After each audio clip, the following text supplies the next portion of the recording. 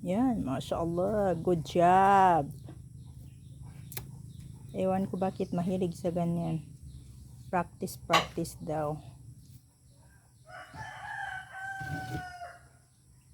For fighting. Ano bang tawag doon? Poster making. Siya yung na-assign sa sa poster making. So ayan, nilabasan ko siya ng mga gamit ko pang paintings ko. Ayan, so, para makapractice siya.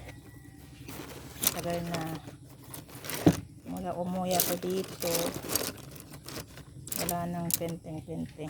Ayan, so ito pencil lang naman to, pencil ang gamit. Ayan, Mongol 2. Mashallah. Yan, Sangoku. Mga cartoons ba yung hilig? Ako naman, ayaw ko ng mga tao-tao na drawings. Love ko lang gawin yung mga views. Yung mga sunrise, mga sunset, mga beaches views. Yun lang. Ayan, galing naman, diba? Mimi! Yan. Malambing talaga yan siya, guys. Oh, tingnan mo, narumihan na. Ayan.